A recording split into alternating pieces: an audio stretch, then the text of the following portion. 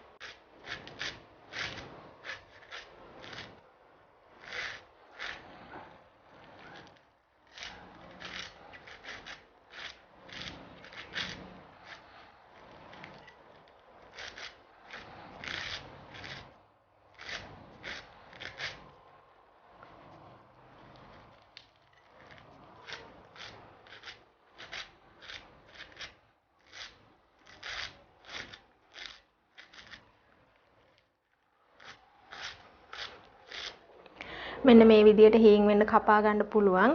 කපා ගත්තට පස්සේ අපි තාච්චියක් හරි මැටි වලදක් හරි ලිපේ තියලා තෙල් පොඩ්ඩක් දා ගන්න ඕනේ.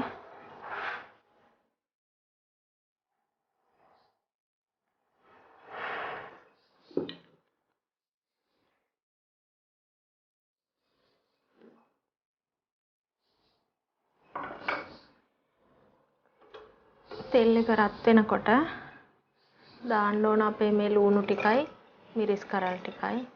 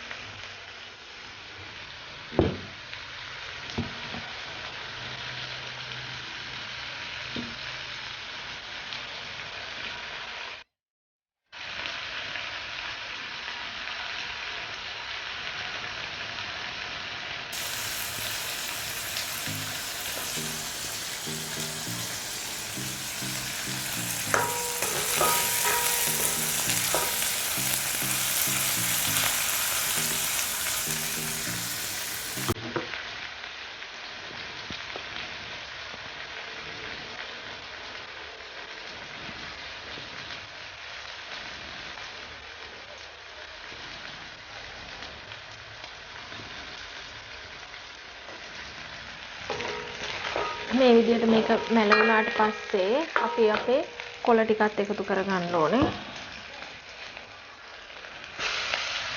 මේ කොළ ගොඩක් වගේ තිබුණට මේක පොඩ්ඩක් වෙනවා මැලවෙද්දි. ඔන්න.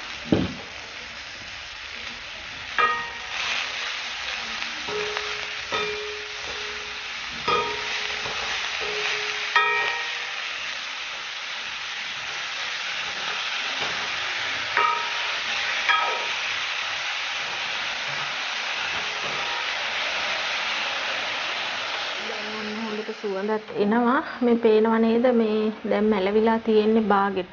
දැන් අපි පොල් ටිකත් එකතු කරගන්න ඕනේ. පොල් ගොඩක් දාන්නේ නැහැ, පොඩ්ඩයි දාන්නේ. මෙන්න මෙහෙම හැඳි කූරෙන් කලවම් කරන්න ඕනේ පොල් ටික දාලා.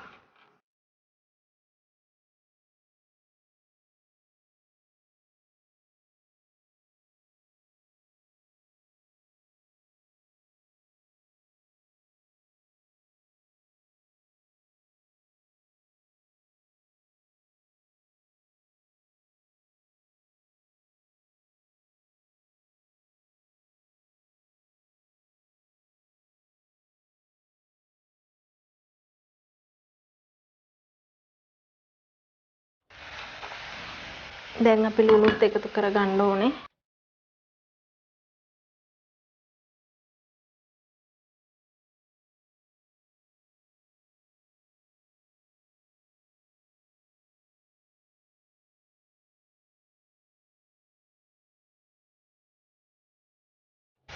අඩු ගින්දරේ තමයි මේක මලව ගන්න ඕනේ. පොඩ්ඩක් කොහොම මැලවෙන්න තියමු අපි.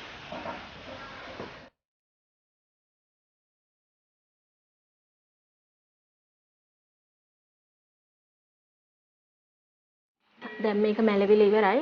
ලිපත් ඕෆ් කරගන්න. හොඳට සුවඳිනවා මැලවිලා ඉවර වුණාට පස්සේ.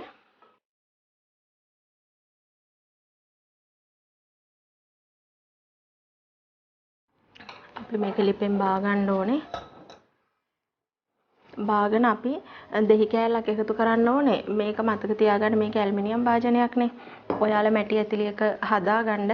මට අද මැටි ඇතිලියක් නෙමෙයි තියෙන්නේ මේක තියෙන්නේ. පොඩ්ඩක් මෙහෙම දාලා හොඳට කලවම් කරලා ඉක්මනින් මම මේක වෙනත් භාජනයකට අස් කරගන්නවා. අස් කරගත්තට පස්සේ මෙහෙම තමයි තියෙන්නේ. අපිට දැන් මේක පිළිගන්නවන්න පුළුවනි.